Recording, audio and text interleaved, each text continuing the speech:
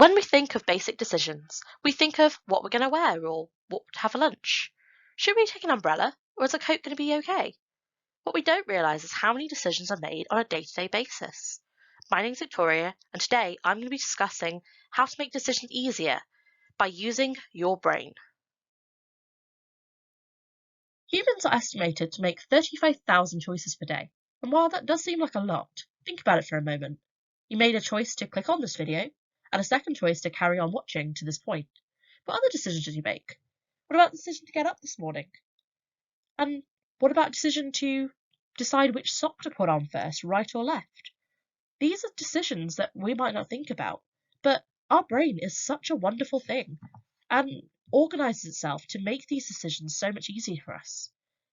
But what about the bigger decisions that are harder to shift and are not so automatic? How can we make them simpler? Let's take an example. Your friend invites you to a party. Do you go? Well, it might seem like a simple yes or no answer, but there's a lot to consider here. And this is really where brain comes in. When we talk about brain, we're not actually talking about what's inside your noggin, but we're talking about the words, the acronym brain, and how that can be used to make decision making easier. We have benefits. Consider what benefits there are for the choice you make. Risks. Assess the risks of what would come from the outcome of your choice. Alternatives. What alternatives are available to you? We've got instincts. What is your gut instinct saying for you to do? And finally, nothing. What if you simply did nothing at all? So let's think about that party again. And this time, we'll use it for this guy. We'll call him Joe. Well, in terms of benefits of going to this party, Joe has a fondness for cake. Absolutely loves it. He also knows it's going to be an entertaining party. And, Joe really likes cake. And these would be the benefits of going to that party and making that choice. So what about risks then for Joe? Well, when people think risks, they always think worst case scenario. But in reality, risks is just refer to the potential loss for a decision, the cost of making that choice. So for Joe, a risk or a downside would be there'll be a lot of dancing, and he doesn't really like dancing. He also would have to dress up, and he doesn't really like that either.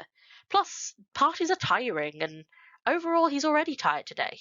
So these would be the downsides of the decision, or making this choice to go to the party. So next, the alternatives. There is rarely only one choice when making everyday decision, but here is a stage where you start considering the options. So for Joe, obviously one decision is to go to that party, but he is also invited by a co-worker to go out to dinner, which means there's an alternative. And by thinking about and brainstorming those alternatives, you can get a bigger understanding of what's going on and what choice you're really making. Now we come to either the easiest or the hardest stage of decision making, depending on who you are, following your gut instinct. So for Joe, he'll take it literally. He's feeling really hungry. However, he's also feeling really tired. But when making decisions, it's important to make ones that's right for you. So trusting that gut instinct of whether you're comfortable with the decision you're making or whether it's making you feel sick somehow, this is really important, just being aware of how you're physically feeling when making this decision in order to know you've made the right choice. And finally, we come to just doing nothing. Like thinking about the alternatives, and there's always another choice, and you don't even have to make an active choice like you would with alternatives. You can take the passive route and just do nothing. So think about it. If you were deciding what you had for breakfast, toast or fruit, well, you could just eat nothing. What is that going to be the effect on you? So obviously, if Joe does nothing, he'll probably go to bed. He might dream of his party or what he could have done, but it's a choice. So whenever we make decisions, we should always think of what would happen if we just did nothing at all. So when you're struggling from taking that job offer to what to wear, use this acronym. Use the brain as a way to consider what there is in this decision. Consider the benefits of the choice you're making. Consider the risks that could come from that choice. What other alternatives are there for you? What is your gut instinct actually telling you to do? And simply, what would happen if you do nothing?